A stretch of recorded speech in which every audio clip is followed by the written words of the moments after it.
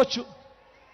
నేడు ఎలక్షన్లో మీ బిడ్డకు ఓటు వేయని వారిని కూడా మీ బిడ్డ ఈరోజు ఒకటే అడుగుతా ఉన్నాడు.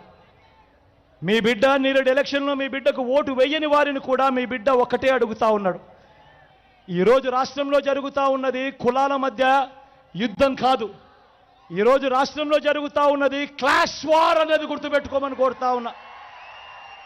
ఈరోజు పేదవాడు బాగుపడాలన్నా, పేదవాడి భవిష్యత్ మారాలన్నా ఈరోజు మీ ఓటు ఎంత అవసరమో ప్రతి ఒక్కరూ గమనించమని కోరుతా ఉన్నా.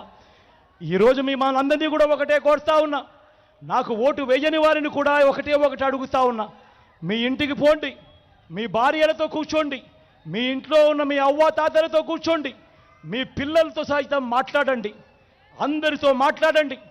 మాట్లాడి ఎవరి హయాంలో ఎవరి వల్ల మంచి జరిగింది, ఎవరు ఉంటే ఆ మంచి కొనసాగుతుంది అన్నదే ప్రతి ఒక్కరూ ఆలోచన చేసి ఆ తర్వాతే ఓటు ఎవరికి వేయాలో నిర్ణయం తీసుకోండి అని మిమ్మల్ని అందరినీ కూడా కోరుతూ, వాలంటీర్లు మళ్ళీ ఇంటికే రావాలన్నా, పేదవాడి భవిష్యత్ మారాలన్నా, లంచాలు వివక్ష లేని పాలన జరగాలన్నా, మన పిల్లలు వారి చదువులు వారి బడులు బాగుపడాలన్నా, మన వ్యవసాయము మన హాస్పిటల్ను మెరుగుపడాలన్నా ప్రతి ఒక్కరూ కూడా ఏం చేయాలి?